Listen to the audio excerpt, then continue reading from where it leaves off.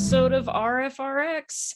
I'm your host, Kara Griffin, and I am here with the fabulous, the amazing RfR ambassador and fearless psychic, Helen Green. How are you, Helen? Good. How you doing, my friend Kara? I am doing well. I am glad to be here. You may notice from the change of background that I am back home again, joining you from the great state of Texas.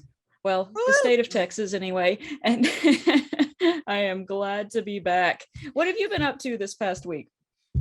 I wish I had something exciting to say, but I don't. I worked a lot, and then over the weekend I spent the whole weekend playing Assassin's Creed Unity. That was my weekend, and it was wonderful because I didn't have to do anything after a stressful week of work. So yeah, I unplugged my brain. So I completely agree. I have found that some mindless gaming works wonders to reset after a long week. I'm more of a Civilization fan myself, but Assassin's Creed. I like randomly murdering people and not feeling bad about it. Fair enough. It's good to do that on a game then and not in real life. Yeah, totally. Yes.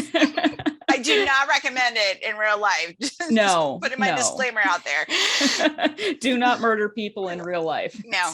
Today's it's all lesson. Types of bad. Yes, indeed. It is frowned upon. It is by most, religions and by the secular community as well. It's one of those very few things that most people agree on is bad. Yeah, it's pretty bad. Yes, fair enough. Well, we will only do that in gaming. In that case. You can do it in gaming all you want. Yeah. Eat it all you want. Fair enough. All righty. Well, that's probably enough from us. Y'all are done hearing us talk about gaming, probably. So let's instead hear from all of you fine people. As always, we have a poll that I would like to launch to get us started, get us thinking about tonight's topic, which is life after purity culture. So I am going to go ahead and launch our opening poll here, and I will read the questions and answers to you. So take a few minutes to fill this out if you would. It's question 1. Were your parents frank with you about sexuality and welcomed your questions? Answer choices are yes, no, somewhat, or I never discussed sexuality with my parents. Question number 2.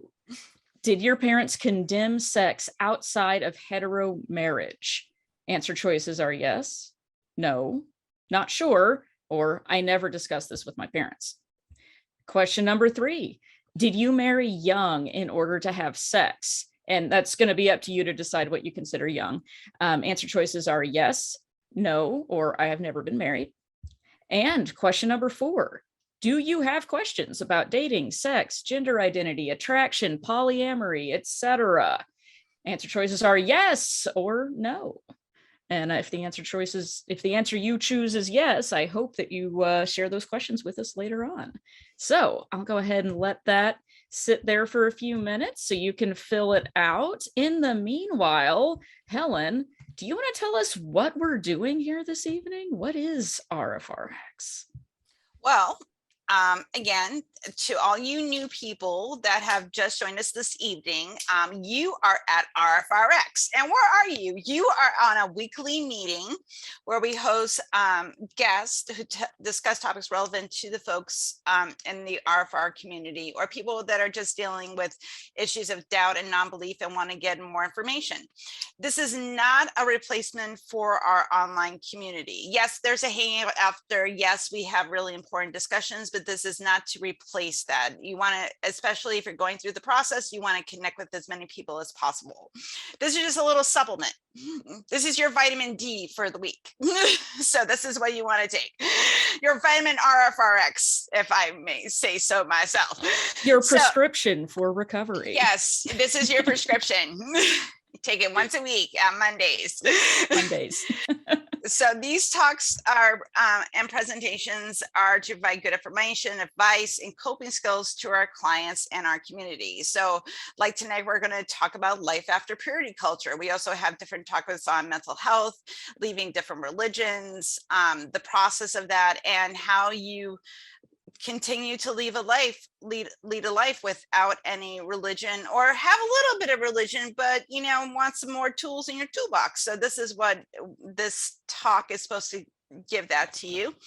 If you have any pertinent questions, comments, inquiries, hate mail, compliments, free cash, please send us an email at rfrx@recoveringfromreligion.org. Also, if you have a suggestion for a guest that you would be relevant, that you think would do a wonderful presentation with us, please also suggest that as well. We're always looking for new people to talk and give us talks and talk about the work that they're doing as well.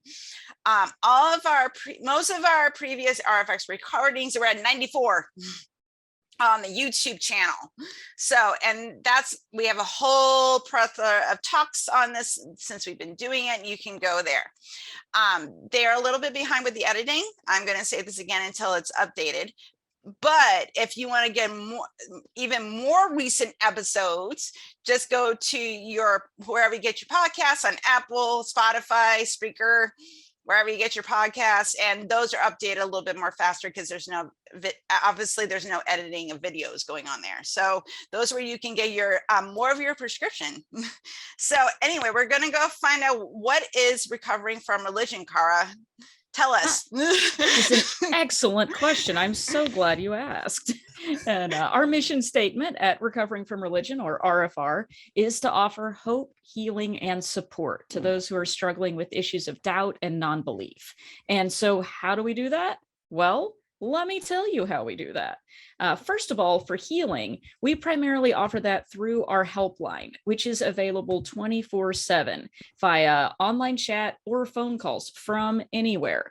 And you can even schedule a phone call at a more convenient time. If maybe you stumble upon the website, you'd like to talk to somebody, but you need to wait until you're at home by yourself, or you're not at work, or whatever the case may be, you can schedule a time that's convenient for you, and an agent can get back to you. And the way this works is that when you call or chat in, there's volunteers like the two of us who offer empathetic support without judgment or criticism. We are there to hear about what's going on with you, what you're going through, listen, empathize, be supportive, and also we can suggest resources to you that might be relevant. And we have a whole big bunch of resources that you can access via our resource page on our website, which you can just go straight there. You don't even have to call or chat in to access that. I dropped the link in the chat. There's a whole bunch of good stuff there that you can look through. But absolutely, the agents are trained to listen to you, hear from you, and they might be able to point you in the direction of certain resources that might be most relevant to you or most helpful in their experience. So feel free to call or chat in on our website and see what you can find out. And besides healing, we also offer hope. And the way we do that primarily is through sharing and listening to personal stories. And the idea behind this is that we're all in this together. And so sometimes it's helpful to hear from somebody else about something they went through. And even though we're all on our own unique journey and we have our own life experiences, sometimes it's really nice to hear a story from someone else where maybe they were able to get through something or had an epiphany about something, and you can relate and kind of experience some of their journey with them. And we have a blog and a podcast where you can find all sorts of really good information about all sorts of topics that might be relevant. So I have just dropped the links for that into the chat. So check those out if you're looking for even more excellent content. And then we also have support. So how do we offer support? Well, a few ways.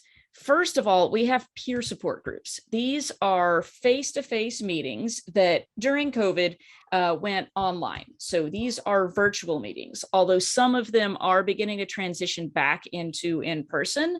The cool thing about a lot of them still being online is that you don't have to go to the support group that's near you geographically. We have over 60 different support groups around the world, and you can sign up for any of them if they're meeting virtually through Meetup. And there's a link on our website, and I just dropped another one in the chat. And so maybe the one near you meets at a time that's not convenient for you. Well, that's okay. You can go to one someplace completely else, and that's all right. As Helen says, we're not, what is it? We're not placist. Yes. Yes. Yes. We are not placist. You can join from anywhere. And we also have new support groups starting all the time. We have one new one that is specifically for LGBTQA plus people to join. That chapter meets on the third Sunday of every month at 7 Central. So we're just letting people know about that one since it's new. I'm dropping the link in the chat. So if that's something that sounds like you might be able to benefit from, by all means, check it out. Now, sometimes peer support isn't quite enough. And all of the resources that I've just described are things that are done by trained volunteers who are amazing people. But sometimes maybe we need professional help. Well, that's what we have the Secular Therapy Project for. We have over 650 therapists who are signed up with the Secular Therapy Project, and they have supported over 28,000 clients. And what this project does is it allows clients to connect with a licensed secular mental health care provider.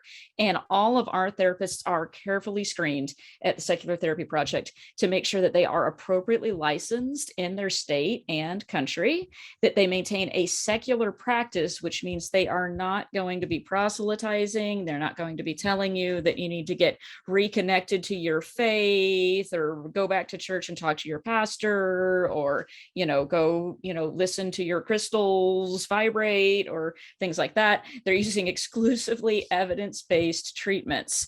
So if that is something that you feel like you might benefit from, go ahead and check them out at seculartherapy.org. Now, I have been talking for a very long time. Helen, would you like to help us out with that? Sure. I mean, I like listening to myself talk. Yeah. Well. So you want to talk more. So you want to talk to more people that are going through the same thing you are, that have the same background that you do. Well, you should join our online community. Now, this online platform is done through Slack, and you need to be invited by an agent. So you can't find us in the internet ethers. You have to either call or chat in to Recovering from Religion, say like, hey, I was listening to RfRx and Helen said you have an online community. That sounds really cool. I want to join it. And they'll go, okay, and you will get a link. Also, if you want to be on like, a Zoom chat like we are going to do tonight for our hangout, we have a weekly hangout on Fridays and Sundays that you can join and talk to clients and other agents that are recovering from religion. It's a hangout. Sometimes they talk about random stuff like baking and Assassin's Creed, and other times it turns to more serious topics from recovering from religion. So that's another way you can get community and join other people that are going through the same stuff you are. Anyway, moving on, we also have the atheist community of Discord. They are streaming this into the Discord right now. And there's a whole bunch of wonderful people there. I'm there. You can talk to me. I'm also there. And there's a bunch of stuff that's done, a bunch of like shows and forums that happen on the ACB. So go check us out there also for additional community. You can talk about religion, or you can just shoot the shit, whatever you want to do, but that's what we do there. Also, if you cannot get enough recovering from religion, and you want to do what me and Cara do and all the other wonderful volunteers here, we are always looking for volunteers. You'll become 20% cooler if you volunteer with us. So if that's you true, that's a fact. Yeah, you become 20% cooler. Mm-hmm. So if you want to do what we do, if you want to like help host the podcast, if you want to become an agent, if you're really good at tech stuff, if you want to edit videos, if you want to do online promotions, we will find you a home. So if you have benefited from recovering from religion and you want to support the work that we do, please join a wonderful group of volunteers. We are all volunteers. We are making all the atheists money, as you can tell. So if you are interested in getting involved, please consider becoming a volunteer, because that would be great. And we would love to have you. Okay, Karik, let's talk about what we're doing tonight, because it's Monday Fun Day. Yes, it is. I am so excited about this evening. I know I say that every week, but you know what? It's exciting to be here. We get excited every Monday. Yes, we do. And how many people can say that? I mean, true. Approximately 37 at the moment. That's how many people are here. So what we are going to do is have a discussion with our special guest, who I cannot wait to hear from, for about an hour. We'll talk, and then we'll have question and answer for about 15 or 20 minutes after that. And in order for us to have questions to answer, well, we need you to ask some questions. So during the discussion, if you happen to think of a question that you would like to ask, go ahead and type it into the chat. And it helps us out if you write the word question in all caps in front of your question, so that we know to collect that and save it up for the question and answer session. So feel free to drop those in there as we go along. And then after that, we'll have some closing thoughts and a wrap up by Rob, who you may know from the Hangouts and from some previous episodes. So looking forward to that. And then we will move into our Hangout time, which is where we turn off the recording and allow all of you fine people to turn on your cameras and your microphones and actually engage and talk and ask questions and continue the conversation and just hang out and have a good time. And that will go on until we're finished doing it. So without further ado, what do you say we get started, Helen? I'm ready to get started. I am too. I have my Monday Fun Day excitement going on. So we need to get this party started. We need to get this going. Absolutely. Well, then I will go ahead and introduce our guest, Janice Selbie. She has spent nearly 4 decades as an evangelical Christian, or she spent nearly 4 decades as an evangelical Christian. Grammar is important. After divorcing her husband and her religion, she became a registered professional counselor and religious recovery consultant. In addition to working one-on-one with clients recovering from religious trauma, Janice developed the Divorcing Religion Workshop and founded the Conference on Religious Trauma, as well as the upcoming Shameless Sexuality, Life After Purity Culture online conference, which is happening in October next month. And today, most exciting of all, Janice has launched her newest offering, the Divorcing Religion podcast. I am so excited about this. Congratulations on all of the good work you are doing, Janice. And please tell us more about this podcast. What is going on? Thank you for that lovely introduction. Yes, it's been a very exciting day over here with the launch of the Divorcing Religion podcast. And my very first guest was Seth Andrews, the Thinking Atheist. And so that's I had a really fun interview with him. And up and coming, I have Darrel Ray, beloved founder of Recovering from Religion. We did an interview. Hemant Mehta, the friendly atheist. I got all the big guns here.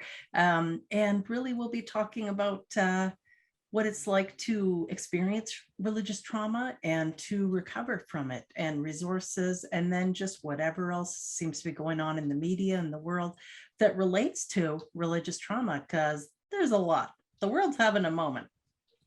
That is true. It is. And yeah, that is much needed work. I am so glad that you are out there doing that. And I cannot wait to consume greedily all of your content. You're doing the good work, Janice. Thank you. Yes. So people who want to listen to the podcast can go to my website, divorcing-religion.com, divorcing-religion.com, however you say that little line in there, divorcingreligion.com, and you'll find the podcast in there. Excellent. Thank you. Yes, someone was just asking that in the chat. So I dropped that in there, and we will, of course, put these links in the chat and in the show notes as well, for when it goes online. So those will all be available for people to see and use and benefit from. And thank you so much for all of those services you are providing. Yeah, I am tired when I listen to all the things I'm doing. When you were saying all the things that I was doing, I was like, holy shit, no wonder I'm tired. I'm trying to do everything. Yes, it's a lot. It's a lot. And like you said, there's such a need for it, you know? We try to fill in everything we can. Oh, and we're Thanks, seeing Sasha. yes. Sasha's got it. Divorcing Religion. That's my logo. I like Pretty that cool. logo. Get it That's wherever so you get your cool. podcast, people. Yes. That's exactly right. Yeah. So hopefully we'll have a good amount of people listening and learning from that podcast. And of course, you mentioned the Conference on Religious Trauma. We now have a YouTube channel, the Conference on Religious Trauma. And so I'm posting for free all the sessions from the inaugural Conference on Religious Trauma, Court 2021, including beloved Dr. Darrel Ray.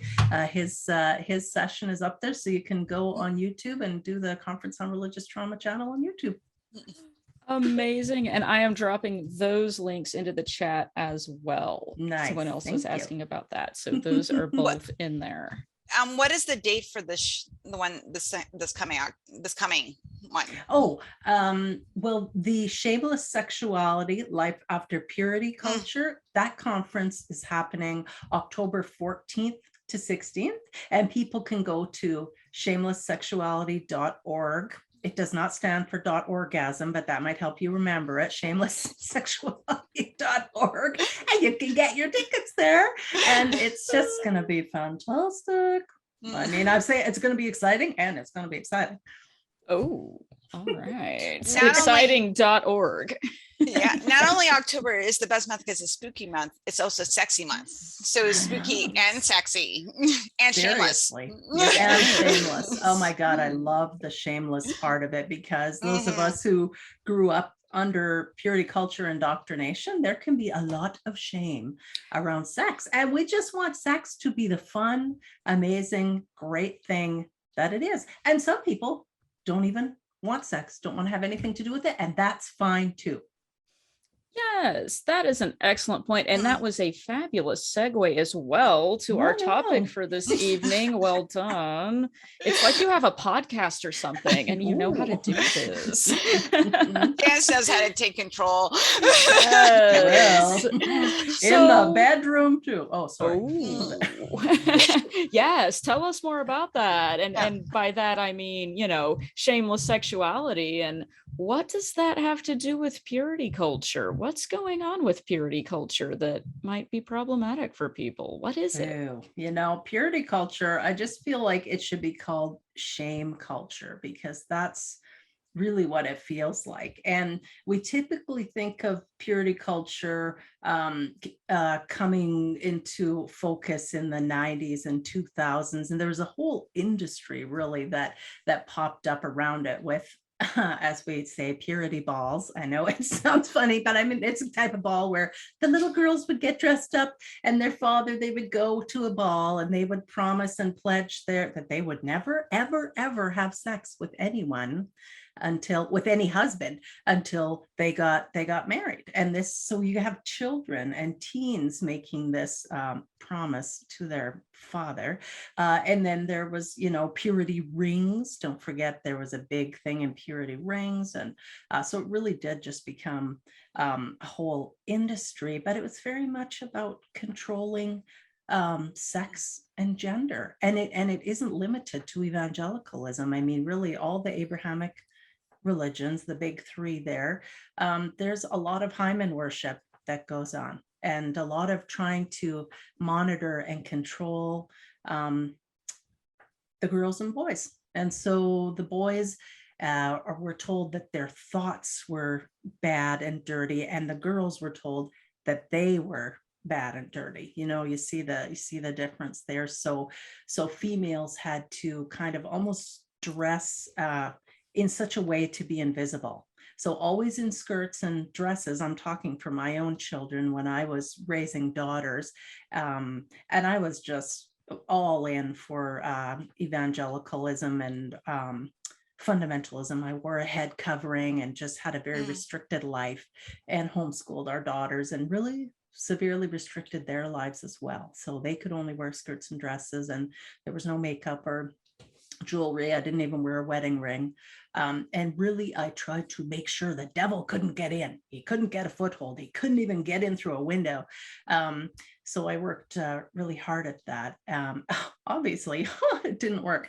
But yeah, that was a part of my marriage and the way that I raised my children. And I was crazier for it than my husband at the time. He wasn't the one that was so insistent. He would tell me, he was worried. He'd say, you're making your circle smaller and smaller, the more fundamentalist you get. How small are you going to make that circle? Pretty damn small, apparently, was how small I got that circle, until finally I couldn't take it anymore.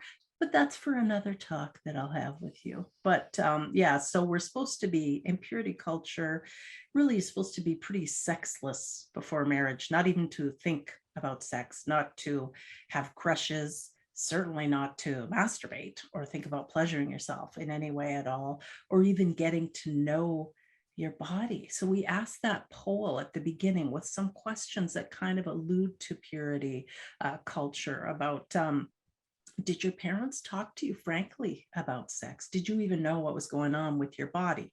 Or was it more like, okay, you've got your period, now just keep your legs closed and that kind of thing. And it can bring up such a shame for us. And it can even lead to a disconnection between us and our own body. If you're taught that touching yourself is bad, or, even looking at yourself is bad, or thinking about the other sex, or thinking about whatever sex and gender you're attracted to, if that's drummed into you that that's bad and wicked and sinful, then it's not like you can just flip a switch when you get married and it's going to be great. Because no, there's a lot of indoctrination that's gone on year in and year out. And I even hear from folks now who are in their 40s and 50s, some of them, and they were really saving themselves for just the right Christian person who never showed up. And now they've walked away from the faith. They're not religious at all. And they feel like not having had sex just weighs them down, makes them so different. And they're not even sure how to talk to someone that they're interested in. They just don't know how it's done. So that can be pretty traumatizing in itself. Wow. Yeah, that's a lot. And I feel like you just went through so many bits and pieces of ways that purity culture can be so harmful to people and have such a lasting impact. I completely agree. I grew up in that as well and can attest to all of what you just said. I'm wondering, would you like to look at the poll results that you mentioned? Yes, let's do it. We had, and I want to say thank you to all of our participants. We had 100% participation in this poll. Everyone who was here during the poll answered it. So nice. Thank you all for participating. And I am going to share the results now so y'all can see how everyone answered. And I'll read it out too.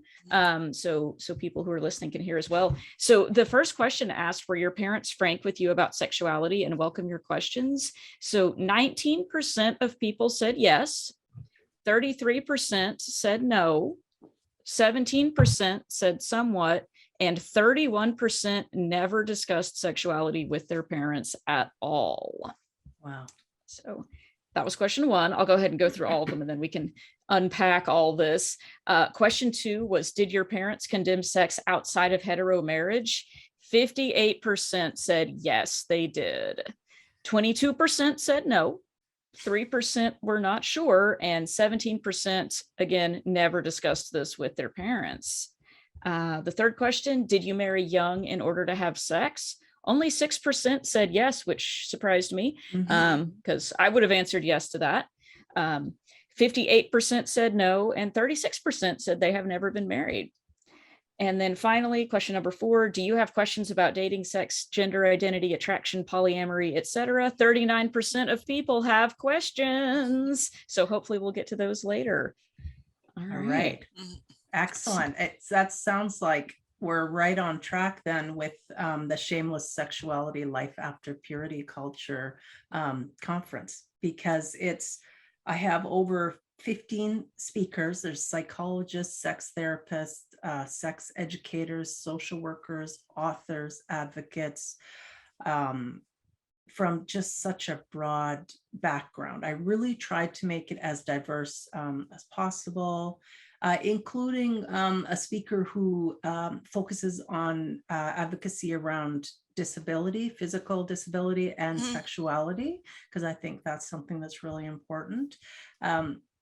And we're going to be, it'll be starting on the Friday evening, and then we'll go all the way through Sunday, and you're going to be hearing some really interesting things. And I mean, so a time of learning. And then one thing I'm really looking forward to is a panel discussion we'll be having called More Than Monogamy. And so my friend Marie Lepage will be leading that discussion. Love Marie and her work. And there will be a group of us on there who have had some experience with opening up our marriages or moving from the straight world into the LGBTQIA Two-Spirit Plus community. So just lots of different backgrounds people are coming from, and we want people to be able to ask questions and hear about what some of our experiences have been like if we've embraced polyamory or some of these things that are more than monogamy. Excellent. And that's such a good point that you bring up all of these other aspects of sexuality and different ways of being a sexual being. I really feel like that does belong there as well, because, in my experience with purity culture, it was not just about purity, or as you put it, really about shaming people into feeling like they're not pure enough, which is a very important distinction that I'm glad you brought up. But it's also a lot about promoting particular norms and ways that sex has to be that excludes all of those other groups of people and behaviors that you just described. Yeah, that is really important. I am so glad you were doing that work, because it matters. And speaking of it matters, that was another topic we were going to discuss on this show. So I wonder if we could unpack that a little bit. You told us what purity culture is, but this was something that was kind of big in the 90s and a little bit into the early 2000s. Okay, that was a while back. Why are we still talking about this? Why is this still relevant to us today? I think because, well, when we see what's going on in the States right now, I'm in Canada, but just watching the overturning of Roe versus Wade and seeing the rise of Christian nationalism in pretty much most countries, but in your country in particular, and seeing how many states not only seem to be outlawing women's right to access abortions, but also we see so much abstinence teaching. I've got my air quotes there, in the schools. So we're, instead of actually teaching children and young people about the changes, their physiological changes their bodies are going to go through, and teaching them also about consent, and how to have safer sex, and different forms of birth control that are available.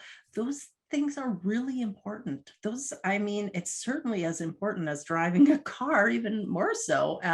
And like driving a car, it can be wonderful and fun. It can also have some danger with it. So we want young people to be prepared when they're getting ready to have sex for the first time. And I don't want it to be shameful for people. I want it to be just enjoyable and pleasurable and whatever they hope it will be. But we need to educate people accurately about sex and sexuality and everything that goes along with that. I think, for someone that was raised Catholic and I raise 2 children, and I brushed all that purity culture bullshit aside. Catholic has its own version of it, but and gave my kids like a regular sex education, because I didn't want them to go through the shame and all the stuff that came up when I was going through my own discovery of who I was as a sexual being.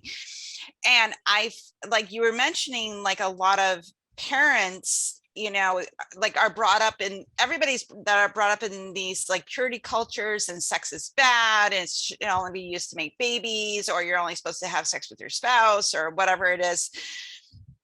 When because of the shame, they can't accept that their children are going to grow up to be sexual beings, and they're going to have their own desires and the things that they want, and how they're going to navigate that stuff. And it's actually toxic, the parents, for the relationship that they have with their children, because then their kids are going to go seek out that information, and the information that they get could be really bad information that's not going to help them. Oh my God, that's you're leading right into bad sex advice. Yeah. And I brought some of that along here with me, because oh my God, the stuff that's so terrible. Yes, there's some so shit bad. growing up, let me tell you. Yes. Yeah. Well, do you want me to read you some of the bad sex advice that Yes, please take none of this advice. I've either heard it or read it on the internet, so it must be true. It must be true. One of the most common things, certainly I think that people can teach their kids when they're doing purity culture, is they might tell them that masturbation will ruin sex. And nothing could be farther from the truth. You want to get to know yourself and your body, and what pleases you, what feels good and what doesn't feel good, so that if you do end up with a partner, you can give your partner some guidance and direction, so that they know. Because how do they know? They're not a psychic. They can't tell. Well, nobody's a psychic, but you know what I mean. So it's up to us to share with our partners what we like and don't like. So that's completely untrue. Masturbation will not ruin sex. Here's another one that I heard at different times. Don't make any noise during sex. I'm like, oh dear. How is that possible? I like making noise. I like noisy sex. So but some people don't, and that's okay. But people have to be free to absolutely express themselves, how they feel comfortable expressing themselves. Oh, this one. Okay. Sorry, guys. I think you might cringe here. Dip your balls in a mug of hot water to kill the sperm. Then she can't get pregnant. Okay, I want to know how hot does the water have to be to kill the sperm? Because that sounds like it would be painful. Terrible. It's like Tucker Carlson, and you're like tanning your balls. like it sounds like that. Oh yeah. Does the infrared work? Wait, isn't that supposed to increase the sperm count? Wait, I think we're getting conflicting information here. I'm confused. How does this work? Do not recommend. Oh, here's a very interesting one. When I had been watching a reality show, how those aren't really real, but this one was about some Amish young people who were on their Rumspringa, their year away. And one of them had sex. And so the next morning she's talking, in a group with some other people, and she tells them, I had sex. And they're like, oh my God, did you use protection? And she said, well, I did what we do in our community. I did 15 jumping jacks after we had sex. And that was their idea of birth control. I want to know what the peer-reviewed paper was, where they determined that 15 was the right number of jumping jacks. Yeah, 14, 16, not enough. 16, too many. It's unnecessary. Where's the data? Oh where's the data? I don't think there's a lot of data. Is the idea that like the jumping up and down is going to flush the fluid out of you? I think so. I think like that's a faucet. like you're jingling the faucet to get it to work, like get the water out. No, take it out. Oh no. This next one, I read it and I felt a little bit sad. It's, if you sleep with more than 5 people, you will wake up at 35 and hate yourself. And you don't have to hate yourself. no matter how many people you have been intimate with or not been intimate with, that has nothing to do with how you should feel about yourself. So anyone who's telling you that kind of nonsense, you can give it right back to them. We're not having it. That's ridiculous. That is, again, a very specific claim with particular numbers specified. 35. Five at the same time. You have to do 15 jumping jacks per person. Per person. That's exactly. Yeah. So if I do 75 jumping jacks, though, will I still be okay at 35? I wouldn't be okay after I did 75 jumping jacks. I think I'd pass out. Oh my goodness. That is really fascinating. It's funny and terrible. I know we're laughing at a lot of these things because they're so absurd, but they're really terrible things to be teaching people. Like these ideas that like birth control equates to jumping jacks, and if you have, depending on how many sexual partners you have, you should feel ashamed if it's more than 5 people, and all it's so ridiculous, and it makes me angry that this stuff is being taught to people on something that there's 7 billion people, man, on the planet. Everybody's fucking I'm sorry. People are having sex. We all do it. I have one last one that it really did make me laugh. So I can't say whether it's true or not, but would you like to hear it? I think it's a good one. Yes. Okay. Yeah. This was a young man submitted this, and he said, "My bad sex advice was to have your girlfriend put a mint in her mouth before giving you oral. Not really bad advice in and of itself, but we didn't have any mints. So she grabbed a breath strip and went down on me before it was fully dissolved. It promptly stuck to my penis and burned with the fury of 10,000 icy suns. It wouldn't wash off for a full 5 minutes. And afterwards, my girlfriend laughed so hard at my convulsing agony. All we could do was go to bed and try to forget the night ever happened." Oh, wow.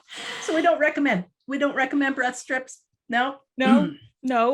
Also, don't laugh at your partner when they're in agonizing pain. That is also a good takeaway from that.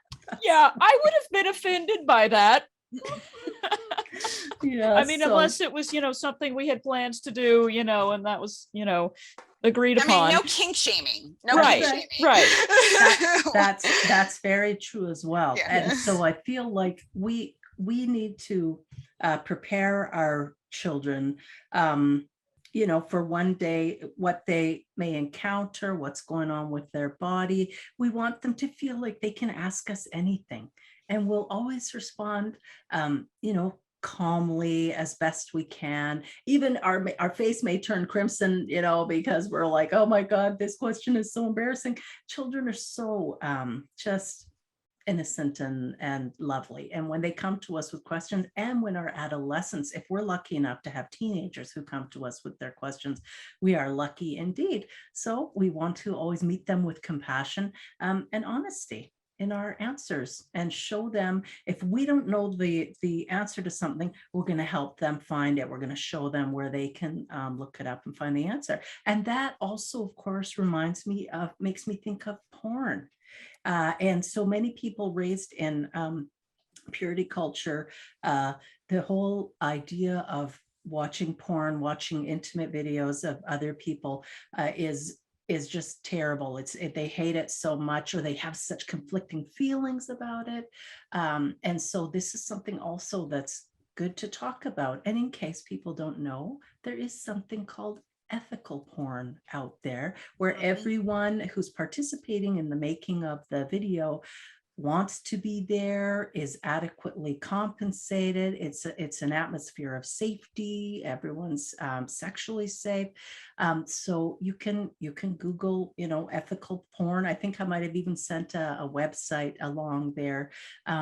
We don't have to be ashamed when it comes to sex and learning about sex. Some people find it very helpful if they've never had even an intimate encounter with another person. They want to just start by watching some romantic movies or reading some romantic books, and then they might dig a little deeper, look a little bit more at some of this that I'm talking about, ethical porn. There's just no shame involved in it. We don't have to feel shame around sex. I Love think that you mentioned that. Oh, Yeah. sorry, go ahead, Helen. Oh, I was just gonna say, like, I know that I'm mentioning because I just raised 2 teenagers, so this is all fresh in my brain. But like I know this is not the easiest conversation to have, but you kind of have to talk to your kids about the porn they're consuming, because if you just let them all willy-nilly on Pornhub, there's going to be some crap on there you don't want them to see. There's abusive stuff on there. There's messages about women and men, and that can be very toxic. And to like a 14, 15-year-old brain that doesn't understand like sexual politics and how people are supposed to treat each other, they think that this is what sex is, when the majority of people, don't have that dynamic going on in the bedroom for good, healthy sexuality, what good, healthy sexuality looks like, and what consensual kink looks like, what real kink looks like. And those are the conversations that it's not the most comfortable. I'm telling you, this is not a comfortable conversation. I suggest having a couple glasses of wine first, like whatever's going to get you through it. But these are the type of conversations that you have to have, because if you don't want your kids to have really confusing ideas of what sexuality and sexual identity and all these different things are, you're going to have uncomfortable conversations. It is what it is. And it's imperative also that we really spend time talking with our kids about consent, the idea of consent. And this can even be, I mean, when your kid is 5 and Aunt Georgie comes over and she's wanting to pinch their cheek and give them a big hug, we can talk to our kids and say, do you feel like giving Auntie a hug right now? And then they can say, oh, yes, they do, or no, they don't. And then we must immediately step in if the answer is no, to let our kids know that we will protect them when they say something, and just teaching them again that their body is their own. I know Jamie Lee Finch wrote a book, Your Body is Your Own, and Linda K. Klein wrote a book called Pure, and it's all about purity culture. And I think Linda is still a believer herself, still a Christian, and I will say her book is good. She raised some excellent points. It was very educational, that book. And so I also have sent along a list of books that might be interesting for folks who are interested in this topic, and some websites and other things that are helpful resources. And I encourage you to pick up a ticket for the Shameless Sexuality Life After Purity Culture Conference. If you are a therapist and you're working with people in this demographic recovering from religious trauma and purity culture, you don't want to miss it. And we have continuing education credits available. If you're just someone who grew up in it and you want to learn more about how you can heal from purity culture indoctrination, you are also very welcome to attend. And if you really want to attend and you're struggling with finances, just send me an email. I want people to be able to attend this event. I think it's that important. So I do have partial scholarships available. I'd love to see everyone there who has an interest.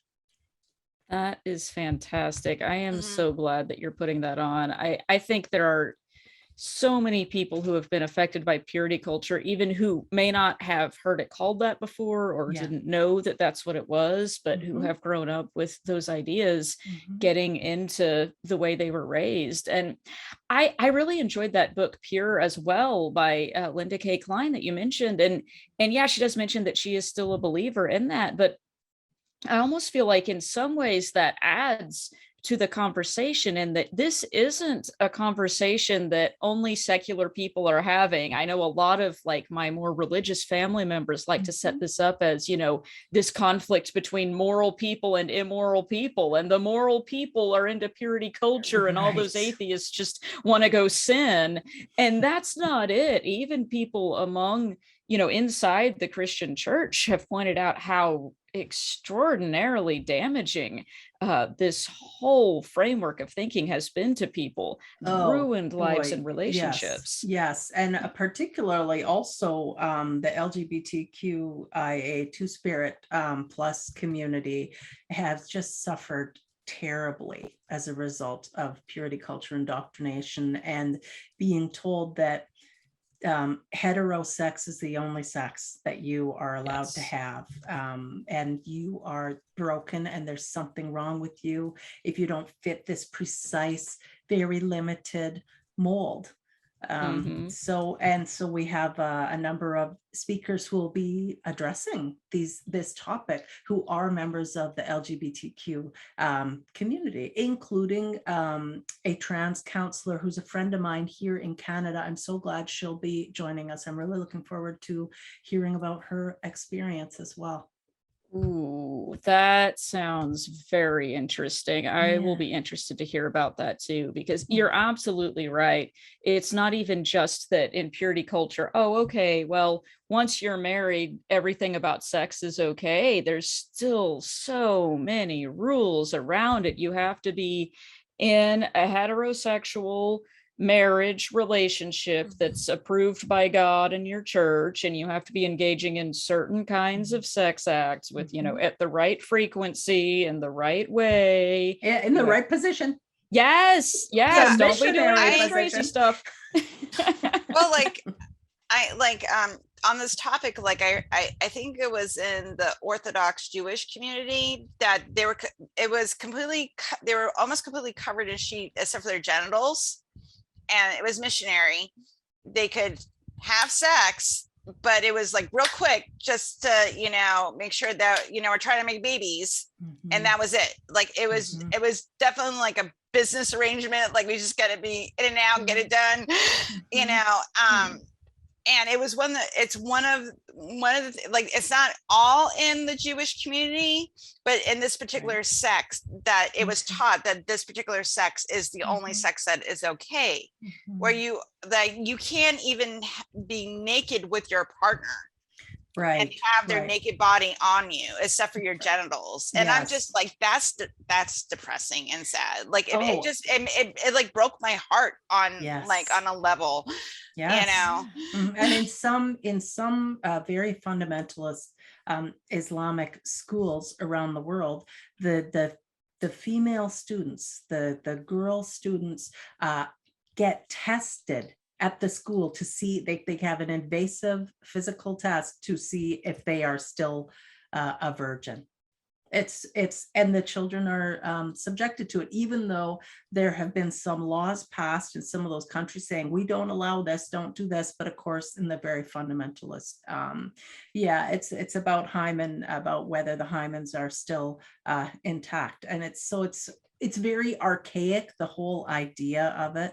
And we know that it's also not accurate. So it's difficult. We need to be talking about the fallout and the damage, the religious trauma that is a part of purity culture indoctrination.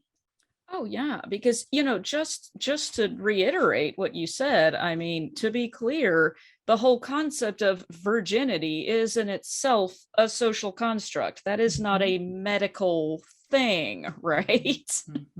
What does that even mean? Like you mentioned, this whole infatuation with, hymens being intact. Well, that's not necessarily the case for everyone, whether or not you've had any kind of sexual activity, not to mention whether it was consensual or anything else. And it's disturbing to me that there are people trying to test for that, because I feel like the only way to check for that would be in a manner that sounds to me like it would be in and of itself an assault. So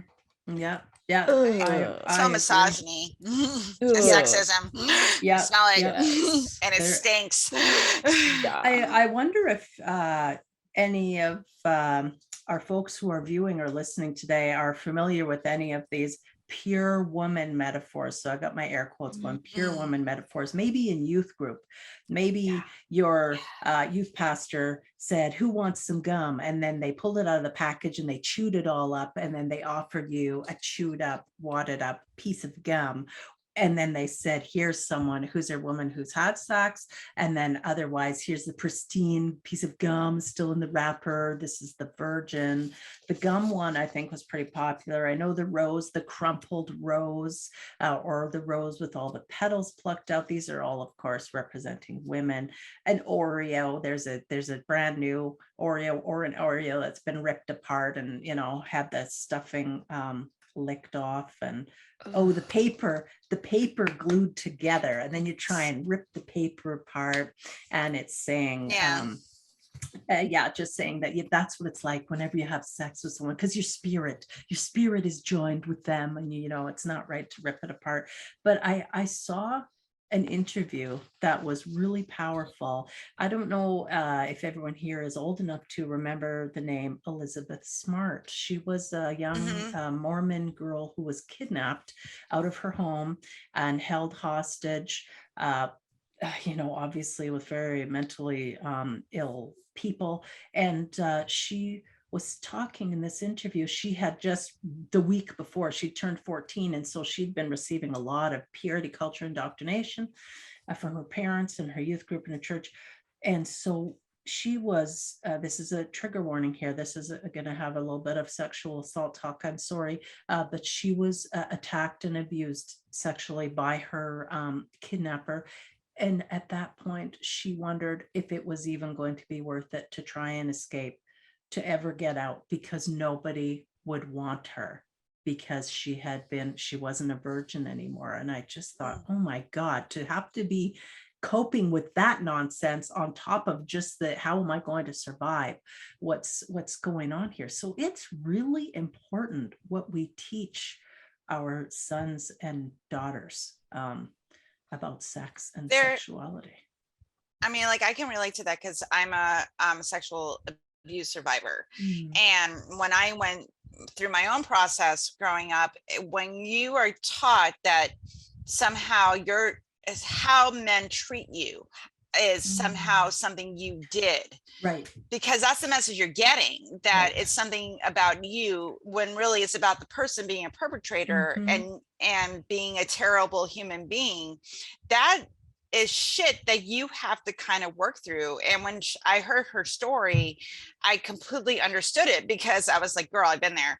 And I mean, like, I wasn't kidnapped away from my home, but it's just stuff that happened to me.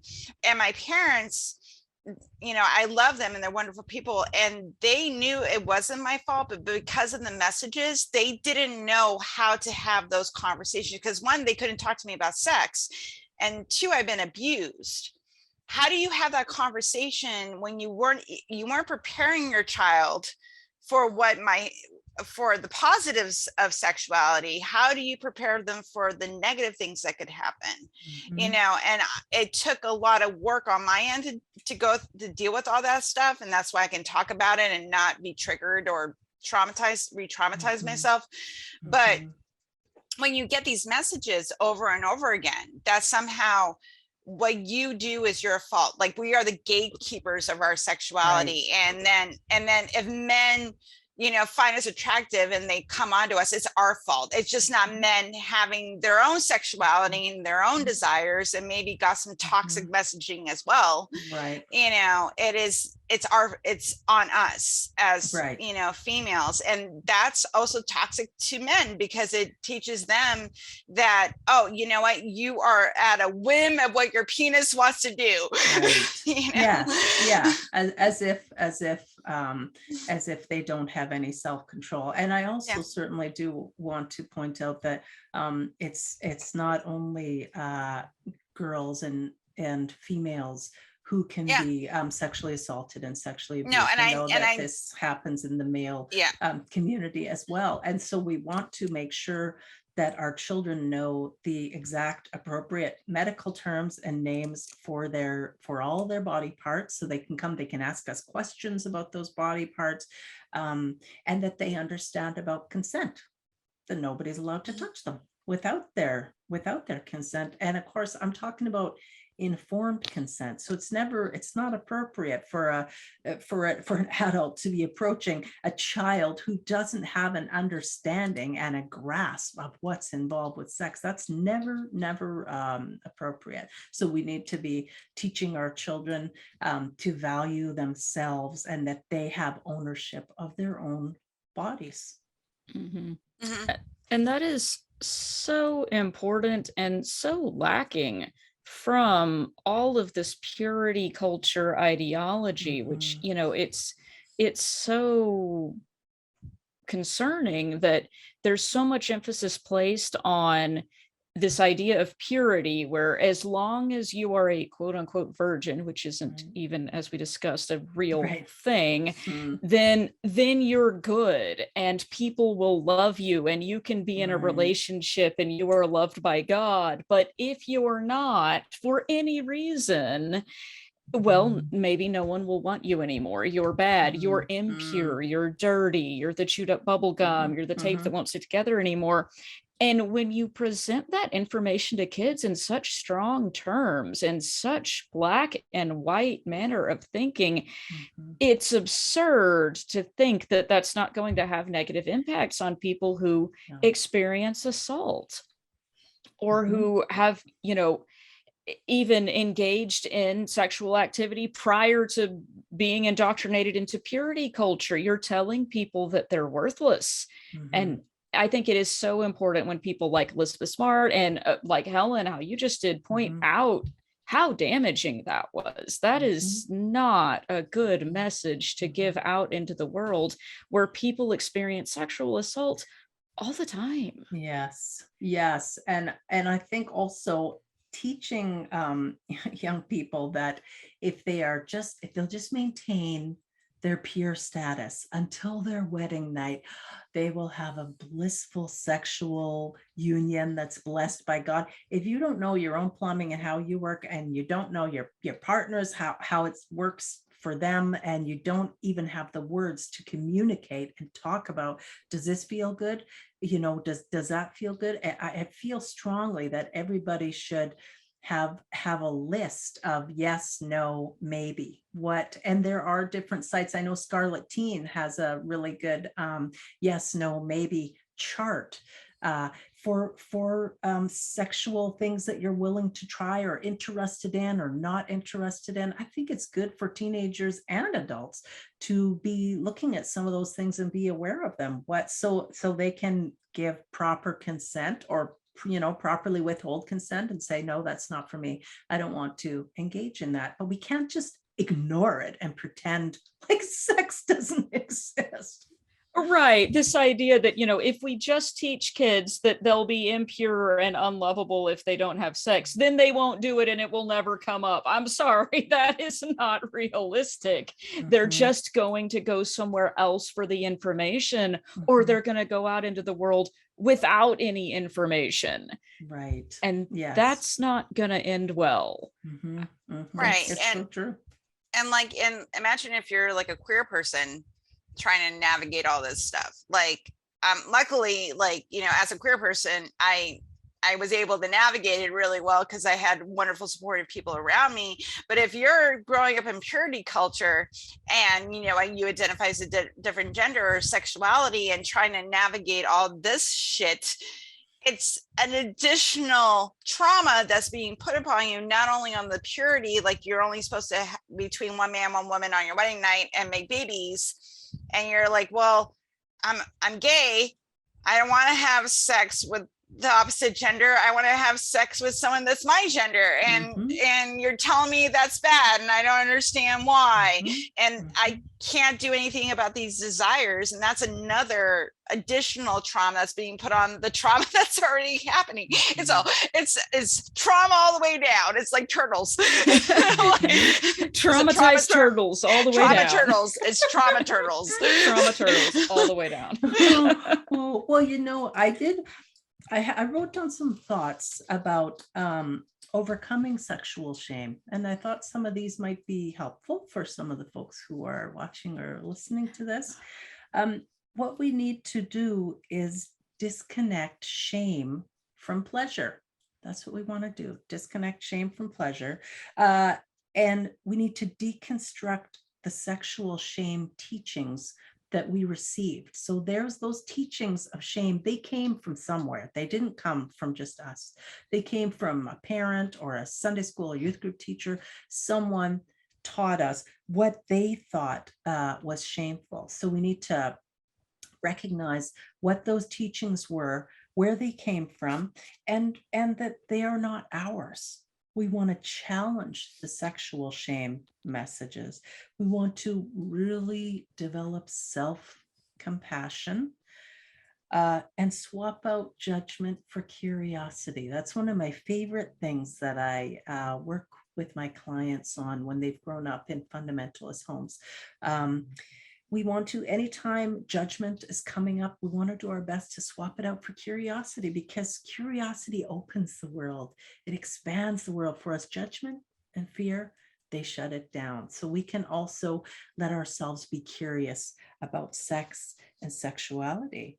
We want to allow ourselves to experiment with pleasure and feeling pleasure without judgment. And defining pleasure for ourselves. My partner might think something is completely pleasurable, and I might be like, nope, not for me. That is not for me. I don't think that's pleasurable. So we need to find out for ourselves what feels good, but not labeling good or bad to the experience. It's just experience. Okay, we can have all sorts. I always tell people, life is a buffet table. There's so many experiences there for us. And religion and fundamentalism would have us starve to death right in front of that buffet table. And we're not bound by that anymore. We can take a bite of every dish on that table, as long as it's not against the law and as long as it's not harming another person. We're free to try anything on that table, and we don't have to label it good or bad. It might just be an experience we don't wish to repeat. And then we go on to the next one. Oh, and I like this one. Make pleasure your goal. That sounds really good. Make pleasure your goal. That sounds a lot better than the purity culture teaching. Yes, exactly. Do what you want rather than what you think you should. So that's, again, about giving ourselves permission. We can learn about and practice consent. BDSM can be helpful for this, as can non-sexual massage. So if we're not comfortable with another person touching our body, or maybe no one else ever has touched our body, you can go to a licensed professional massage therapist that you feel comfortable with, as a way to just potentially get more comfortable with the idea of someone touching your body. And you can also practice consent right there when they're giving you massage on the massage table. No, I don't want you to touch my calf, please, but you may touch my foot. So those are just some things to think about. I also encourage people to research how other cultures view sexuality. I love that assignment. And there was the most wonderful series by Amanpour and Company called Sex and Love Around the World. And I recommend you all watch it. And I also recommend this wonderful new movie called Good Luck to You, Leo Grande. I watched that recently, and it has to do with an older person whose partner has died, and they are wanting to connect with someone to experience pleasure and see what pleasure would be like for them. Good Luck to You, Leo Grande is that one. And the series is called Sex and Love Around the World. I love that you brought that up. First of all, that movie is on my watch list. I cannot wait. I saw the trailer a while back. I'm super excited about it. I love that it's a different take on sexuality, that I get the impression from the trailer that there's going to be some attention paid to female enjoyment of sex. Yes. And it is the movie see. with, that's right. And it is the movie with Emma Thompson. I know somebody I do see that trailer. About okay. I saw the trailer. It's on my watch list. It's on Hulu. It's on Hulu. It's on Hulu. Okay. Yeah. And I also like it because there's a significant age difference between the two people involved. And I recently got married in July, and my partner is 21 years older than me. And so that's it's beautiful and wonderful, and it's also different. I've never been in a relationship with someone with such an age gap before, and it was just a real treat to kind of see that reflected on the screen. I love that, and congratulations, by the way. Yeah. I'm very happy. We are having lots of sex. Yay, good for you. That's a really good message also to get out about May, December relationships, that you can have, they can be really healthy, but we have these ideas like you need to marry someone or be in a relationship that's closer to you in age, when really it's about, is everybody consenting? Is everybody like, they just accept people for who they are, where you at in life, and you love the person for who they are, and there's no power dynamic, because you can be a 24-year-old and have control over a 44-year-old. It has nothing to do with age. It has to do with consent and loving the person for who they are and where they are. And we need to get also that old baggage out as well, about these age differences, about relationships and what they're supposed to look like and all this type of shit, because that's also a bunch of toxic messaging we got to get rid of as well. Yeah, I'm sorry, I'm on my sexual freedom trained. Yes. I love it. No, and I like also, again, that relates back to what you were talking about too, Janice, with this sex and love around the world. I haven't seen that, but as a cultural anthropologist myself, I'm very fond of pointing to other places and times in the world and saying, look over here and see how this thing that you're saying is abnormal is not in fact abnormal. There's a lot of diversity in human populations and practices and preferences. And I think a lot of people that grow up in this very small bubble of what is supposed to be acceptable and approved of by God, people tend to like to say, oh, well, that's natural. If you're doing something that's outside of my bubble, that's so unnatural. Well, I'm sorry, you might want to get out and meet some more people. Yeah. You'll find out you don't quite, you're not well versed in what all it is that the humans do, it turns out. Or spend time in nature, or watch some nature documentaries, because everyone is not straight in nature. Nature is very queer. Yes. This is, I love it when people say, oh, it's unnatural. Really? Have you been in nature? Have you seen the Babonos? Yeah. Bonobos. Have you met seahorses? It was a lot of bees. Yes. Well, I wrote down, because Dr. Darrel, he loves my quotes, and I know he's not here this time, but I wanted to give some quotes for him, because I'm sure he'll watch this at some point. Yes. And I got some quotes from the old actress who's gone on now, and her name is Mae West. So she was really from a long time ago. And I know, she was amazing. She was very, very sexy and very, very sexual at a time when women were not supposed to be those things. And I'm sure, we can agree with her comment here. I certainly do. A hard man is good to find. I like that one. That's great. Then, another time she said, sex with love is the greatest thing in life, but sex without love, that's not bad either. Again, she's right. She was a pretty wise woman. And then the last one, this one tickled me.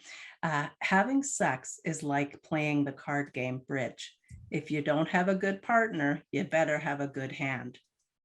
I just love that. Excellent. Sexual icon.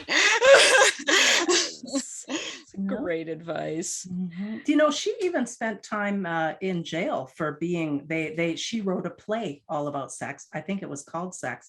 And they put her in jail for it for 8 or 10 days for contributing to the, the downfall of society by talking was it during the time of the Hays Code? Maybe. maybe. I don't know much about haze. I don't like hazing. I know, it's all bad, but No, but tell us more about that, Helen. This had to do with what was allowed to be put in movies and on TV, right? Yeah, and it's really funny, like the stuff that they did get away with. Like, you couldn't have overt sexuality, but a lot of it was in dialogue. It was suggested. Like Alfred Hitchcock was one of the people that like kind of pushed against the Hays Code and did like a lot of suggestive things during that time. But like basically it was like, you can't mention sex, you can't have this idea of people actually fucking. You can kiss, but like you can't have any idea that people actually have sex. But like Some Like It Hot, which is about two men dressing up as women, was written during the Hays Code. Yes. Which is so incredible to me. If you go back and watch this film, in so many ways, it seems so much more progressive than a lot of the other garbage programming that we have received in decades since. And that was from, when is that? 50s, 60s? Yeah, I think it was the 50s. But like if you go back and look at classic movies that were written during the era of the Hays Code, I can't remember the exact years because I am not a film aficionado, people, but I know like a little bit of film history. Like if you go back and look at these films, there is a lot of sexual innuendo that is on screen if you know what you're looking for. Like if you know that, because we live in the modern era and there's modern dialogue and sexual dialogue and nudity and all types of shit all the time. But back then, like directors had to be really stufful. There were gay characters, people that were coded as gay, people that were coded queer. Thank you. 1934 to 68 was the Hays Code. Thank you, Rob. So yeah, if you go and look at those films at those times, that because at the time they wanted to keep things very pure, quote unquote, very much about like, in that idea of like heteronormative relationships, but not sex. And people talk about, it was such a pure time at that time and there was no dirtiness in films. I'm like, girl, have you watched some of those movies? Right. Like you need it, like they were getting around the code. They were getting around it. And I love how people try and do this sort of invention of tradition where they will suggest that these puritanical values, this purity culture, this is just the way it's always been. It's just in recent years that people have become depraved and hypersexual. No, let's go back and look at some of the content from 30, 40, 50, 60 years ago. Prior to that, people have always been this way. People have always been gay. There's always been an LGBT community, whether or not it was legal. People have always been having sex. This is how people are.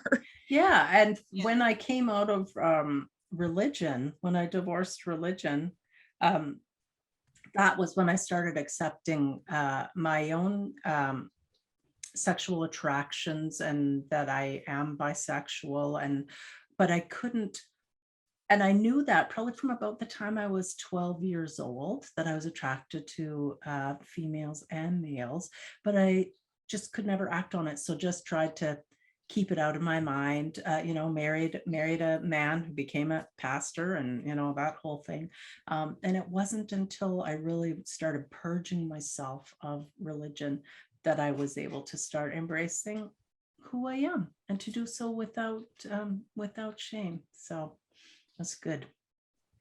Well, I am so glad that you did, because now you're able to help other people do that too. And that is what we need. I cannot say thank you enough for working on that, because, that's something that I grew up in that affected me tremendously. It's probably, one of the main reasons that I ended up leaving religion was because of how harmful that messaging was. And I know there are so many other people that also affects, who have felt the effects of it throughout their life. It's not just something that, you learned as a teenager and then you grew up and it went away, right? This kind of harmful messaging can stick with us for decades. Yes. And speaking for myself, the work that I do with putting on the conferences, the Conference on Religious Trauma and the Divorcing Religion Workshop and the Shameless Sexuality Conference, I can never undo the teaching that I inflicted on my daughters. I just can't. It's in the past.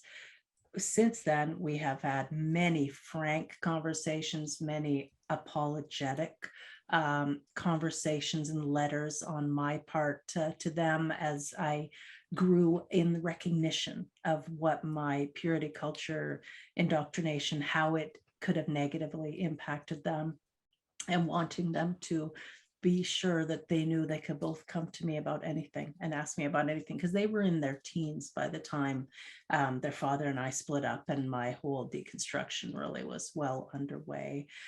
So part of the reason that I do the work I do is just wanting to make up in some way for the harmful teachings that I was involved in and things that I told other people as well. I wish we lived in a world where no one felt shame around sex. That's a world I'd like to live in. Wow. Yeah. That is so powerful, though, that, you know, that you were able to do that, because, you know, I know a lot of people probably would have not had the courage to come out and say, you know what, all this stuff that I told you that I felt very strongly about, I was wrong about that. You know, that's hard. And I think there are people that probably stay in those beliefs rather than have to admit that I've changed my mind, or I did something that I now realize may have been harmful. I mean, that's huge to be able to come back and say that. That's incredible. I'm glad you did that. I am glad too. And it certainly opened up my relationship with my daughters, who are now both adults. And we have very frank and open conversations on any topic, including sex. You know, if there are questions or anything that's come up that they've had, or if they've wanted me to attend doctor's appointments with them to get IUDs and this sorts of things when they were in their teens, I was so happy to go and to be part of that, and just showing them how happy I was for them to be sexually free and to be careful, so that, you know, they don't have to worry about pregnancy. And yeah, that's the good part of parenting. We get to speak into our young people's lives, into our children's lives, and hopefully have some positive impacts on them. That is amazing. I know you're having a positive impact, that you're able to do all of those things. That's wonderful. Yeah, thank you for all the work that you do, Janice. Like, because it takes a village. It does, because everybody that's part of this community is like, we were taught some bullshit. There's a lot of some terrible messaging that we got, and the fact that we don't want future generations to have the baggage, like they're going to have their own baggage, everybody does, but like, let's not take sexual baggage into adulthood. Let's not take that with us, you know. Let's get away from that bad thinking and bad ideas, you know, that lead to so many problems. Yeah, and it doesn't matter how old we are today. We can start today to learn about healthy sexuality, and to start researching and exploring. And, you know, maybe you start very gently by watching some of the shows that we were just talking about that are on like regular TV, and then maybe you move on as you feel a bit more curious and a bit more confident. And you just don't have to feel any shame around it.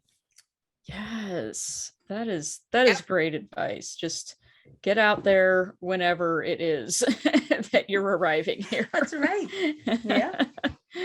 I love that. Thank you so much for sharing your insights on all of that. I love every time you come on and talk with us. I feel like we do love you, Janice.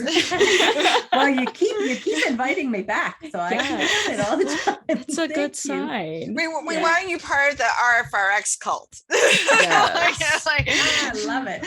One of us. Sign me up. Yes. We don't really have a roll sheet or anything. It's okay. But so, okay, before we go on to Q&A, because we do have a lot of questions, is there anything else that you want to mention or share or talk about? Well, I want Plug. people to Plug. know. I want people to know that they can go to the Conference on Religious Trauma YouTube channel, and that's where they will find recordings from the inaugural Court 2021. So I'm just putting those up one every 2 weeks, and then now every alternate week, I'll be putting up one of my podcasts, the Divorcing Religion podcast. So people can also sign up and subscribe there on the Conference on Religious Trauma YouTube channel. And go to shamelesssexuality.org in order to get your ticket for the Shameless Sexuality conference. And do reach out to me if you're having financial difficulty, but you really want to attend. And of course, you can come to my website, divorcing-religion.com or divorcing-religion.com. So my story is on there and my blog is on there. You can book me for one-on-one religious recovery consulting sessions, and you can sign up for my group workshop, the Divorcing Religion Workshop. I love that. And I'm posting all of that stuff in the chat right now, and we're going to put those links out. And I'm also putting this list of resources in there. I love every time you come on, you have so many useful resources, and it fills up my playlist on my Audible and my library app for like months and months to come. So I'm still catching up. I'm still becoming cliterate. And yes, the author, Dr. Lori, she's going to be speaking at our conference. I see what you did there. It's a book. It's a book you can buy, Becoming Cliterate. I love it. Yeah. So everybody go check those out. I am still checking all of those out, and we are lifelong learners here. So, and there's no shame in that. So thank you for sharing all of those resources with us. I love it.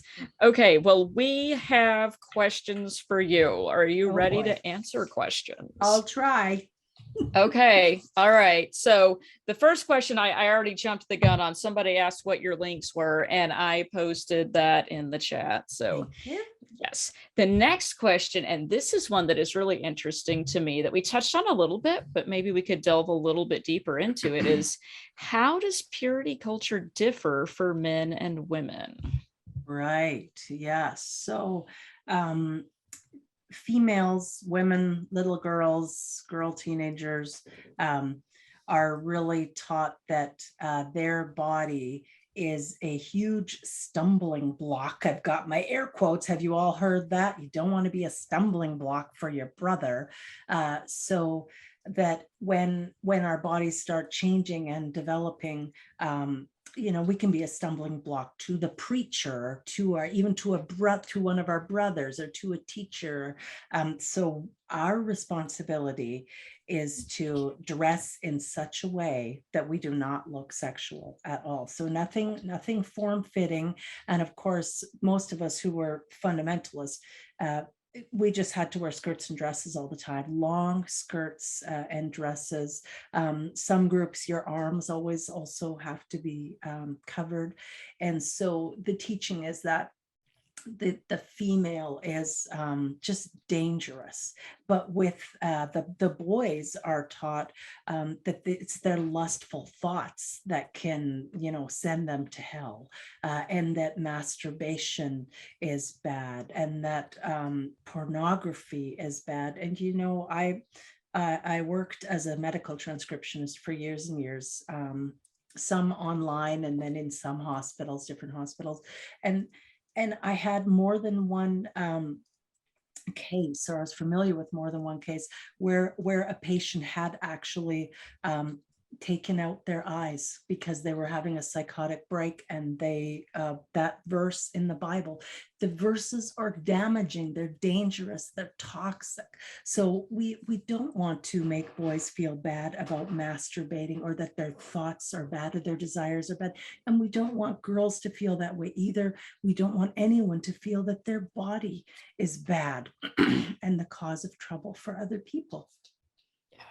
Oh, such Yeah. good points. Yeah, I remember growing up learning that too. We had a textbook at a seminar we used to go to with the Bill Gothard program, which is Yes, one of the yes. fundamentalist ones. Yeah. And they had a whole section on Cult. eye traps where Yeah. it had like depictions and everything of like, types of clothing women should avoid wearing Yes. because, someone might notice your chest, or if you have, sequins or glittery material, it could call attention to your body, or even certain hairstyles that are, the hairstyles weren't, this is kind of interesting. It's not that the hairstyles were considered too provocative, but they were not attractive enough. So it was like this weird tension between you need to look just exactly this one particular way, but also if you take it even like a millimeter too far, you're a stumbling block, Yes, yeah. I work with a lot of people who grew up in the IBLP or the Gothard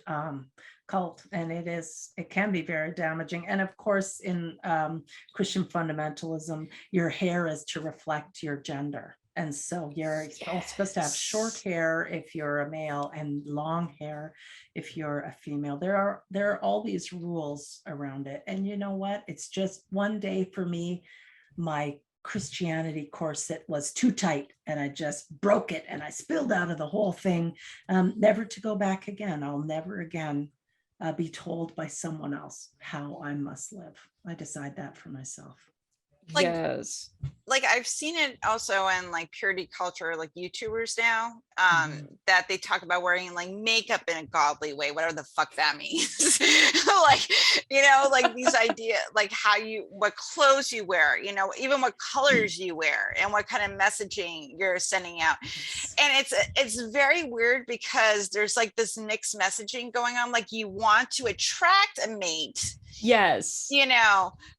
So you have to be attractive, but not too attractive or too like provocative. And there's just like these really weird arbitrary rules that they've been putting on young people, which is very confusing. Yes. It's very confusing because it's on the one hand telling you, because this is very misogynistic and coming usually from a male perspective, that you have to be attractive to and please your husband and be sexually available and attractive for him, but also you're a hoe. Did you ever hear that saying, which always kind of made me cringe? Modest is hottest. Oh God. How is that for confusing?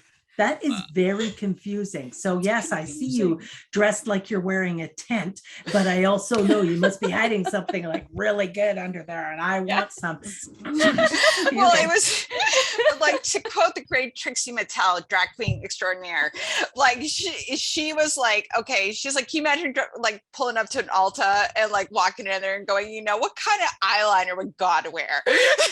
I was just like, it's all about control. It's all about religious fundamentalism and purity culture, very much about controlling other people. Yes. Yes, absolutely. Okay, we've got more questions. Helen, do you have one? I have a question. So someone was asking if Boy K. Pecker's For Young Men Only pamphlet is on your bad sex advice list. I'm sorry, I didn't quite understand the first part. Boy K. Pecker's For Young Men Only. There's a pamphlet apparently. Copies could be purchased from the church up to 2016. Wow, I've never heard of that, but I do definitely want to say again that sex is between consenting people who have reached the age of majority. So, we're not talking about no one who's 12. It's, that's not really the time. You're too young. You don't know how to consent. You have to be a mature teen or adult. You have different laws and rules according to whatever state you are in or whatever part of the world. Consent has to be informed. People have to know what they're getting into. So it's never appropriate to be having sex with someone who can't consent. Excellent point. Yeah, I'm not familiar with that one either. That wasn't one of the pamphlets they had at my church, but it must have been going around in some others. I can only imagine. I'm going to be Googling that later. Do so at your peril. Yes. You might get angry. Yeah, I'm certain I will. This topic tends to make me angry. Oh, okay. Somebody put the link in the chat. So yeah, we'll be checking that out. Yeah. Okay. Now this is an interesting question. In the context of purity culture and our conversation tonight, do you have any thoughts on the so-called incel movement? Do you feel that that is connected here? Can you comment on that? There certainly could be a connection. I mean, we know that repression often kind of can lead to obsession. So if we're in homes where purity culture really is a sexually repressed environment, you're not allowed to think about it, watch it, read about it, whatever. And so I think that can also make it really hard for young men to approach young women when they are interested. And they might be socially awkward and not have the skills. And so then if they do try and approach them, they're rebuffed because the women don't feel, or the teenagers don't feel safe with them, or they're not attracted to them. And this can lead to the cycle not only of shame, but of anger. And they really focus on that anger. And then there's a lot of blame going on that the other people, the females don't want to have sex with them. And that can just lead to such terrible tragedy. So we really need to have places where people can be talking. We want our young men and our boys to know that they can talk to us about sex. And about problems they're having, issues they're having. And they also can go to a doctor, and there are therapists that they can talk to as well, that they don't have to feel shame. They can bring it up to us. I'm just kind of piggybacking off that too. I fell into a deep dive of incel culture. Don't recommend, but I did. And a lot of these men, some of them have they're on the spectrum. So they're already having issues with social interactions. Sure. And then there's this media also reflection that comes with it too, that you have to be a certain kind of man to get women, and it's all based on arbitrary bullshit that isn't what reflects in reality. And it leads to a lot of self-harm behavior because they go online and they get involved in communities that are reinforcing that, reinforcing this thing about themselves that it contributes to their low self-esteem. Because even if they mention within the communities, I'm gonna start working out, or I'm gonna take up guitar playing, people in the community will tell them, why are you doing that? There's no point, because you're always going to be this type of person. So it's a form of digital self-harm. So it's a perpetual cycle of low self-esteem, being socially and awkward, or not knowing how to develop those skills. They're isolated. They're already dealing with a lot of issues, and they've gone online and find these communities of people that they think are supportive, and they're not. And it leads to that cycle. So am I excusing the misogyny? No, I'm not excusing it. I am not excusing it, but to kind of throw them in the dumpster and say that they're all but some misogynistic, asshats that want to hate women and think that we're only there for sexual gratification. It's because that's the messages that is being reinforced over and over again. It starts somewhere. It starts somewhere. And it's because they already feel like outsiders. They feel like the things that were promised them as a man living in the modern age, they're supposed to get certain things. Right. And they don't get those things because, of social status, of the way they look, of, the way their brains are, whatever it is. Mhm. it leads to a lot of self-destructive behaviors. And I'm not Yeah. saying it's right, and I want them to get help, but I don't want to excuse them as like Sure. terrible people, you know? Right. That reminds me of a couple of books.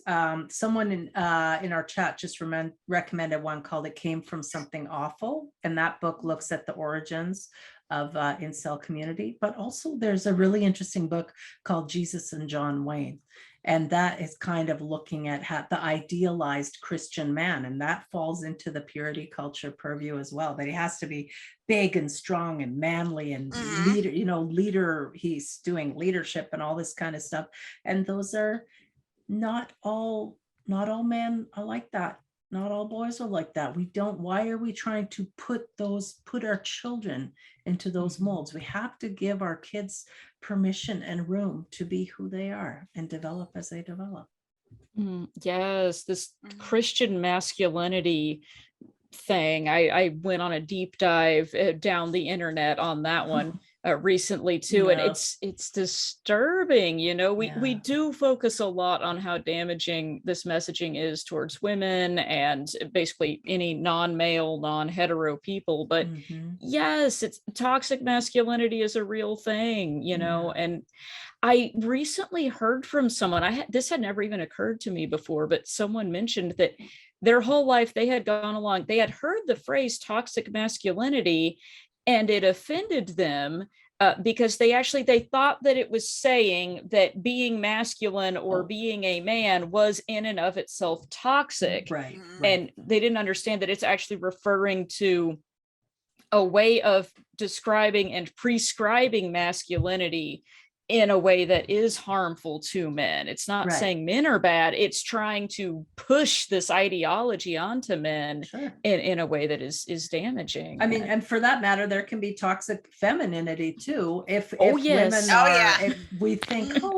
I have to submit all the time and I just have to be so sweet and all this stuff, which again, purity culture completely, wants to indoctrinate females that way. And that is no good either. Yeah, the keep sweet. Yeah. That's what my brain went to, the keep sweet attitude. And I think that we talk a lot about the misogyny and the bigotry that happens against queer people in these cultures. But like, as Cara said, we have to recognize that this harms young men too. And we have to have those conversations because the world that we're living in, this idea of that things are changing.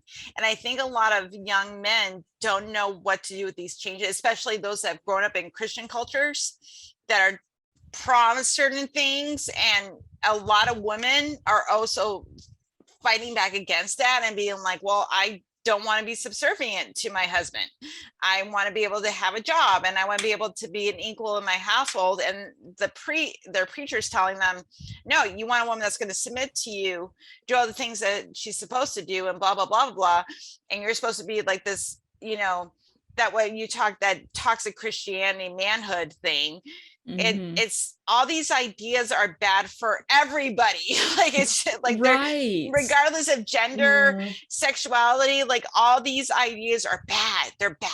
They're bad. Right. Like, if you can't be a good, godly, head of your household, if women won't submit anymore, then you're going to be upset about feminism because it means you can't be a good man. And so, you do have to dismantle both sides of it together in order to, really be inclusive for everyone that's being harmed. So, And we know that religion and particularly fundamentalism, as the world seems to get like crazier and feel, less and less certain, we want certainty, security, and order. We gravitate towards things that will, simple answers for complex problems, which really don't exist. But this is why people run to religion in times of transition. And now we see them running to conspiracy theories because they must feel someone has the answer. Oh, thank goodness. Now I know the truth. Now I know the answer. I just have to do A, B, and C, and everything will be perfect. And sorry, but life doesn't work that way. Life is random. The universe is random. You can do everything right and still not end up with things the way you want. So we need to educate ourselves about reality, about how the world actually works and how we can be resilient. Here's a rabbit hole for you. Excellent point. Get off my soapbox. No, that's what we brought you here for. Yeah, well, I think we probably have time for one more question. What do you say, Helen? Yeah, we kind of went over, but this has been a really important topic to talk about. And so, and we all like, the three of us, we went on some rabbit trails. So I'm going to ask one more question to close off the night. Has there been a number of previous purity culture advocates who have changed their stance?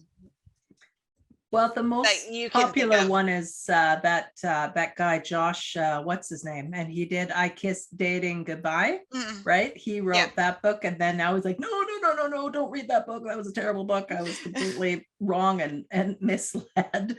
And so there may be others. He's one that really comes to mind, but it seems like every day we are hearing about people who were very staunch, devout, evangelical Christians or whatever kind of Christians. And their eyes are opening. They're starting to hear about religious trauma and religious trauma syndrome, and they're doing some exploration.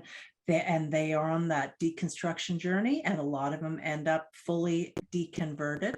There was that guy, that YouTube guy, Rhett, somebody remember Rhett and Link? Remember them? Yes. And so he was one of the ones there. But as far as strictly purity culture, I don't know of any more, but I'm sure there will be more in the days. Red and Link did a really good podcast on their deconstruction process on their podcast that I listened to, and that was really interesting. There's also the people that were part of the Exodus movement within the gay community, and they're now speaking out against purity culture and anti-gay sentiment within and also fighting about the work that they did, like where they were doing these workshops and this idea that homosexuality was a choice, and workshops, exorcisms performed on some of them. So I'm glad that the lid is finally coming off the pot, and people are starting to yell about religious trauma and religious trauma syndrome and the recovery help that's available through organizations like Recovering from Religion. It's important. It's affected a lot of people. So I am so glad we got to talk about this with you this evening, and I'm sure it's something we'll talk about again, and we'll continue the conversation in the Hangout. By the way, I forgot to ask earlier, are you going to be able to stick around at all for the Hangout, Janice, or do you have to go? I can stay for a few minutes, but I'm getting mighty hungry. Fair enough. Past dinner time here, but I'll stick around for a few minutes.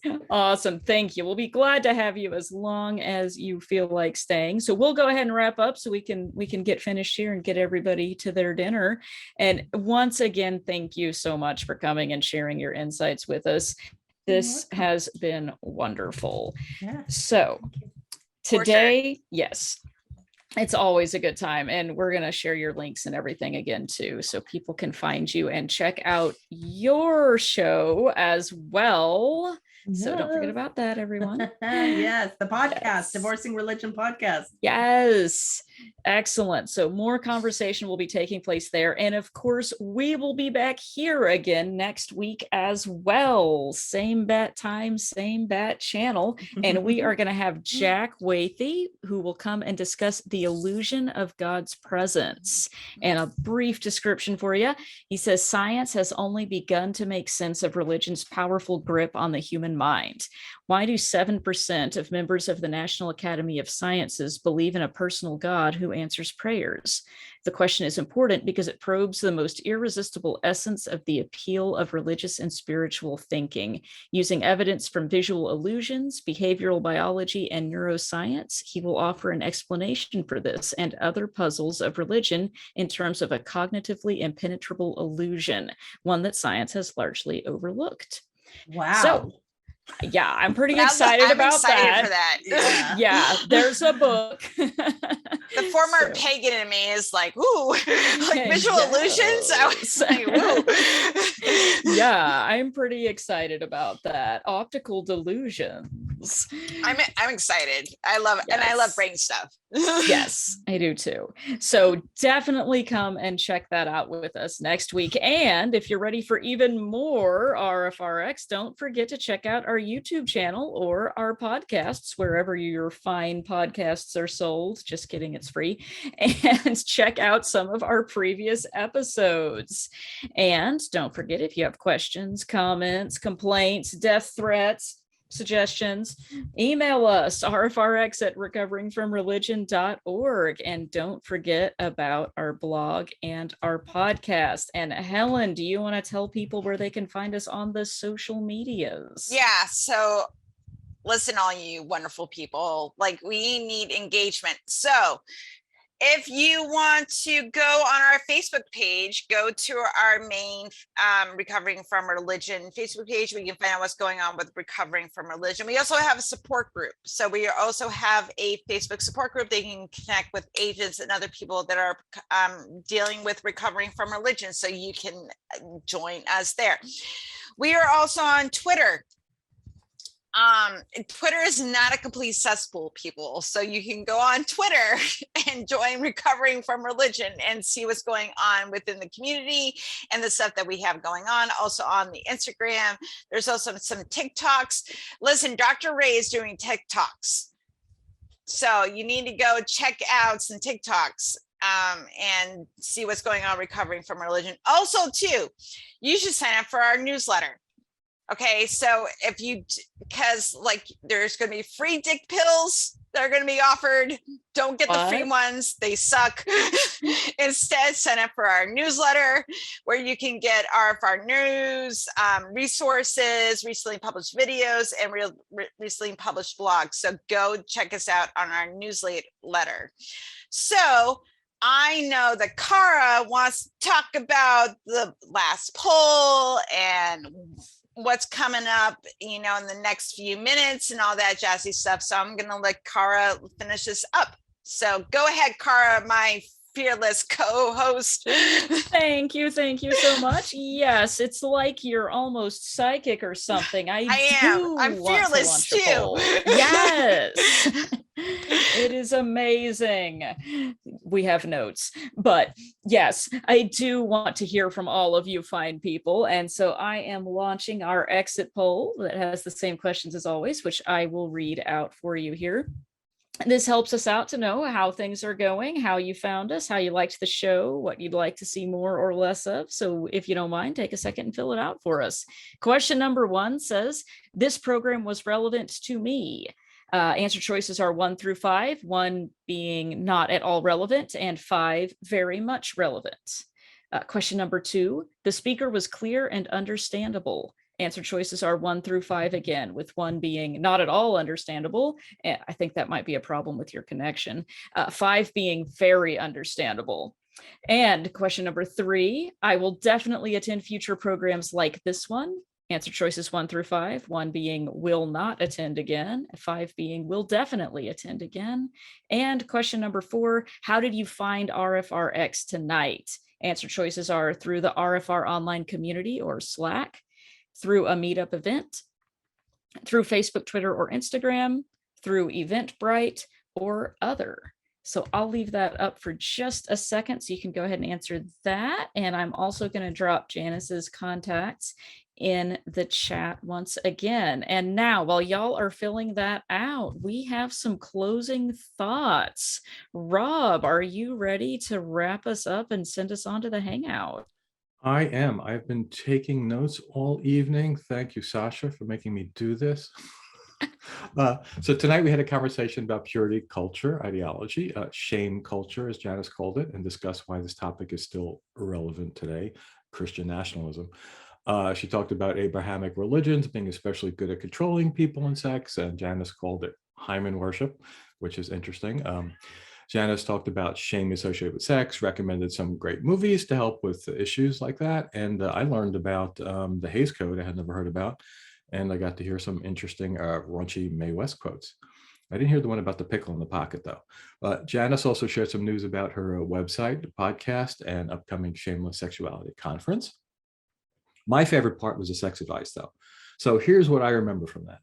Right, masturbation does not ruin sex, and I'm so glad to hear that.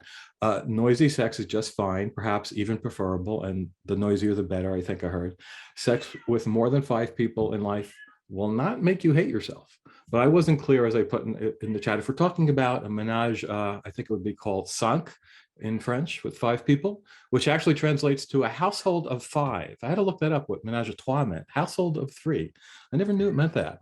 So I have to say, after living with one other spouse, I don't know about living with 4 other people. For that, it would be a nightmare. I learned that a breath mint in advance of oral is fine, but breath strips, definitely a very, very bad idea. And she also discussed and debunked some birth control advice. So let me summarize that. Dipping your testicles in hot water does not prevent conception, but I'm not sure about what position would allow that during sex in any case. So I need movies. And 15 jumping jacks are not enough to stop fertilization. And Kara said scientific clinical trials are necessary, so we need volunteers for this. My favorite quote of the night from Janice was, "I wish we lived in a world where no one had shame about sex." Nothing funny about that, it's just true. And okay, so I'd like to thank Janice for joining us once more. And I have a few obligatory final words. If you have some spare time, consider volunteering with us. As Helen said at the beginning of the evening, you become at least 20% cooler by volunteering with us. And I had to explain to Nikki that, no, that doesn't mean the room actually gets colder. I don't know, maybe it's a UK thing. And there's a link at the top of the homepage for volunteering. And also, if you're in a position to do so, consider throwing a few bucks at us. Every little bit helps RfR. Although the staff are all volunteers, as was mentioned, everything else costs money, phone lines, support software, stuff like that. And there's also a link at the top of the main page for that. And lastly, as has been mentioned before, these episodes are uploaded to YouTube and to the podcast list, and please consider sharing that on your own personal social medias. Post about RfR just for the hell of it, and it really help spread the word about us. Thanks.